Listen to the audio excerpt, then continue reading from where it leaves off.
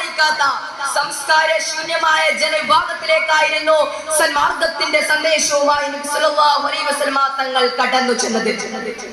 അപ്പോൾ അവർ നബിയെ മർദ്ദിച്ച് അവശനാക്കുകയും വിമർശനത്തിന്റെ കൂരമ്പുകൾ നബിക്കെതിരെ എഴുതുവിടുകയും ചെയ്തുവെങ്കിലും ചിതറാത്ത ചിത്തത്തോടും പതറാത്ത പാദത്തോടും കൂടി അവിടുന്ന് പ്രബോധനം തുടരുകയും വെറും 23 വർഷം കൊണ്ട് ഗർഭത്തിന്റെയും നീതിയുടെയും വെളിച്ചം കാണാത്ത അന്ധകാരത്തിൽ ജനിച്ചു വളർന്ന ആ ഭീകര ഹൃദയങ്ങളിലേക്ക് സന്മാർഗത്തിന്റെ പൊൻപ്രഭ ചെരിഞ്ഞുകൊണ്ട് അവരെ ലോകത്തിന്റെ ജേതാക്കളും നേതാക്കളുമാക്കി മാറ്റിയെടുത്തു. ഇതാ ലോക ചരിത്രത്തിൽ തുല്യതയില്ലാത്ത പരിവർത്തനമാണ്. അതുകൊണ്ട് തന്നെയാണ് ചരിത്രകാരന്മാരും ചിന്തകന്മാരും എഴുത്തുകാരുമെല്ലാം അവരുടെ നാവിൻ തുമ്പിലൂടെയും തുലികത്തുമ്പിലൂടെയും പ്രവാചകനെ പ്രശംസിക്കുന്നത്.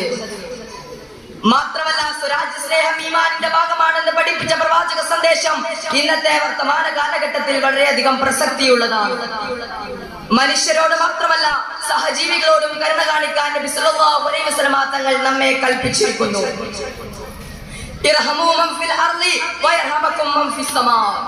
നിങ്ങൾ ഭൂമിയിലുള്ളവരോട് കരുണ കാണിക്കുക, എന്നാൽ ആകാശത്തുള്ളവൻ നിങ്ങളോട് കരുണ കാണിക്കും എന്ന തിരുവചനം അതാണ് സൂചിപ്പിക്കുന്നത്.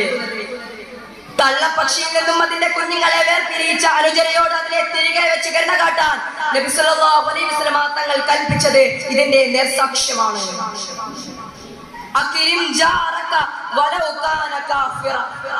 നിന്റെ അയൽവാസി അവിശ്വാസിയാണെങ്കിൽ പോലും നീ അവനെ ബഹുമാനിക്കുക എന്ന് പഠിപ്പിച്ച നബി സല്ലല്ലാഹു അലൈഹി വസല്ലമ തങ്ങൾ തന്റെ അയൽവാസി പട്ടിണി കിടക്കുമ്പോൾ വയർ നിറച്ച് ഭക്ഷിക്കുന്നവൻ എന്റെ സമുദായത്തിൽ പെട്ടവരല്ല എന്നുകൂടി വിശ്വാസികളെ പഠിപ്പിച്ചിട്ടുണ്ട്. വിശ്വാസികൾക്കിടയിൽ ഐക്യവും സ്നേഹവും നിലനിർത്താൻ പ്രവാചകൻ വളരെയധികം കണിശത പുലർത്തിയിട്ടുണ്ട്. വിശ്വാസികൾ തമ്മിൽ കണ്ടുമുട്ടുമ്പോൾ സലാം പറയും സുന്നത്തായതിന്റെ പ്രധാന കാരണം ഇതാണ്. ഇസ്ലാമിന്റെ തനതായ ആശയങ്ങളിൽ കണിശമായ പ്രഭാവത്തോടുകൂടി ഇതര മതസ്ഥരോട് നല്ല നിലപാട് തന്നെയാണ് പ്രവാചകൻ വെച്ച് പുലർത്തിയിട്ടുള്ളത്.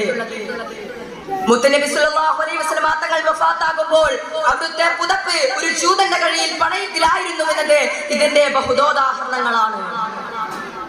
എന്തിനേറെ പറയുന്നു, കേരളത്തിന്റെ ചരിത്രമടക്കം ഇതാണ് വിളിച്ചു പറയുന്നത്.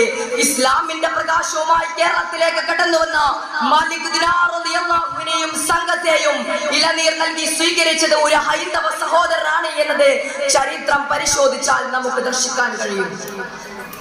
തിരിച്ച് കേരളത്തിൽ പടക്കം ചെന്ന മക്ബറകൾ പരിശോധിക്കുമ്പോൾ അവിടെയൊക്കെ ഇതര മതസ്ഥരുടെ സജീവ സാന്നിധ്യം നമുക്ക് കാണാൻ കഴിയും. ഇതിനു പുറമെ പ്രകൃതിയോടുള്ള സമീപനം വിശ്വാസികളെ വളരെയധികം പരിചയപ്പെടുത്തിയിട്ടുണ്ട്. യുദ്ധഭൂമിയിലാണെങ്കിൽ പോലും ഒരു മരം പോലും വെട്ടി നശിപ്പിക്കരുതെന്ന് പഠിപ്പിച്ച നബി സല്ലല്ലാഹു അലൈഹി വസല്ലമ തങ്ങൾ ഒരാൾ ഒരു മരം നട്ടുപിടിപ്പിച്ചു